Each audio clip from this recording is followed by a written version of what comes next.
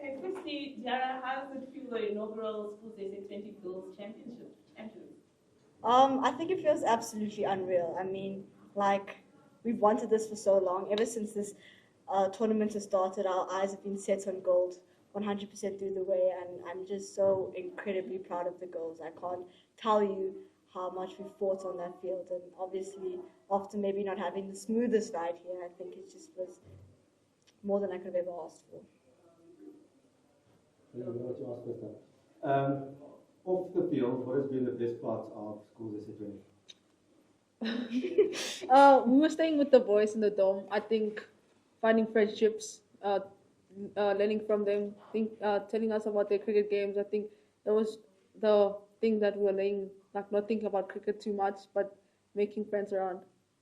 Yeah, and I think also just bonding as a team, bonding with juniors and people from like people we wouldn't normally meet on in school, like school hallways and stuff. So it's just really nice to bond with a whole bunch of different people and like grow your friendships beyond what you used to.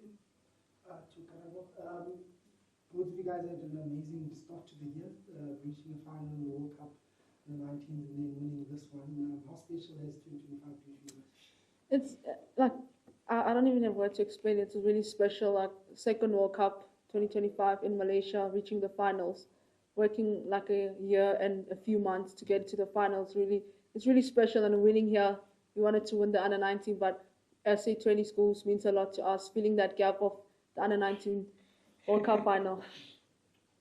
Tell us about maybe the competitiveness between the two of you and the bond between the two of you. Yara, you got 100 earlier in the competition, I think in phase one. Today you've got your 100 Karabo. We really don't compete. Like we've known each other for like 7 years now. We played under Since we were 13. 10. Yeah, we've seen the worst of each other, and we just back each other and just rely on each other when we need each other. Yeah, I think it's we like siblings. Yes, we fight, but we always come together.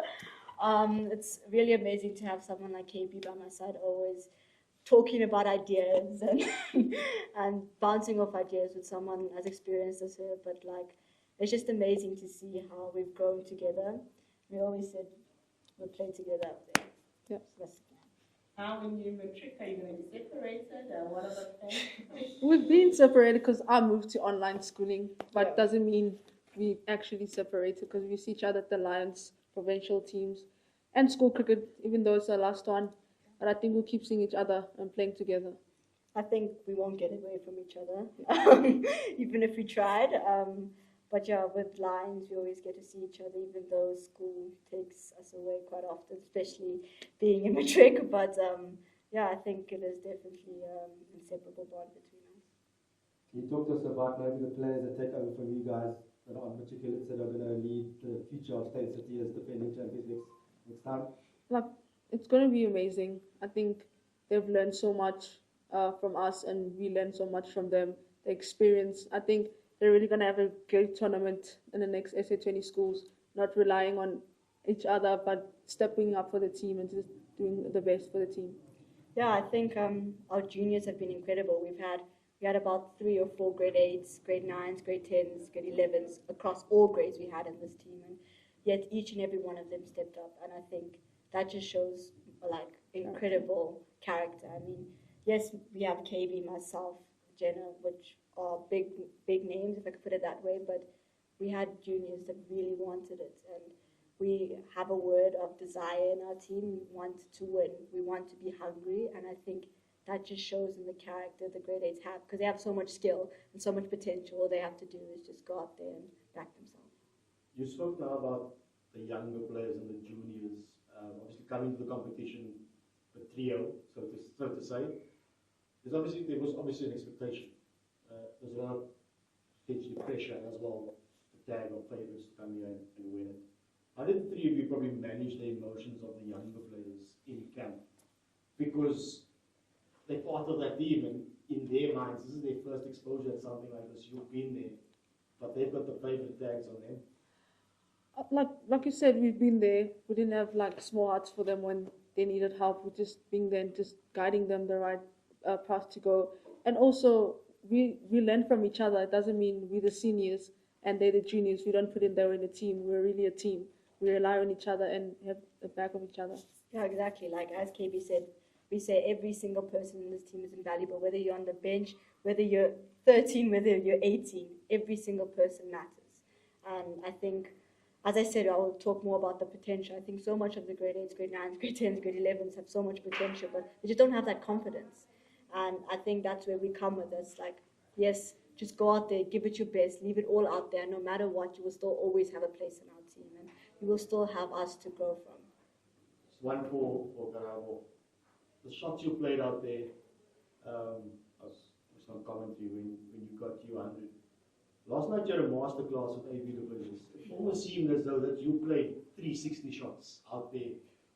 What brought it about? Was it what he said to you girls in there last night? I'll say I'll take Coach Denisha and him. Like when I stepped in that field, I said I got nothing to lose, but just play for the badge on my left and my heart. I think also when AB talked to us about managing your emotions and stepping away from the pitch and taking every moment, I think that helped. I think every time when I was hitting the ball, I step aside and be like, "You've got this, hit the ball, just watch the ball."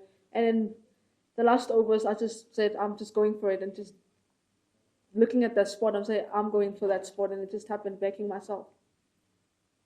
Maybe a word about the strength of girls, women's cricket that you guys have witnessed across this week. I mean, I don't think anybody would have expected you guys maybe to come short yesterday against the Monday, but it maybe just shows that there's a shortening of the gap between maybe the best and the others. I think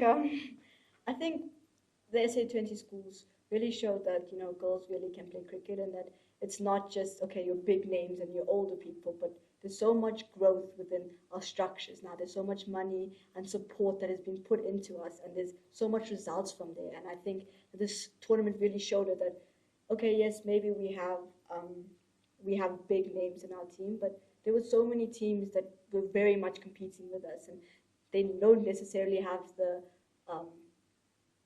they don't really necessarily have the coaching for it but it just shows that Cricket South Africa is really taking care of girls cricket, and there's so much results from that, and yeah, it just was a really incredible tournament. I'll add up on Diara. I think I'll say it's a really great opportunity for them, because I made my debut at 16 for the Protea Women's, and like when you go there, people manage their own space, and I'm also young, looking up to them. I think this will help them better their cricket when they're up there. Then they doesn't feel pressure that I'm the youngest. Then they're just gonna play cricket and just enjoy it.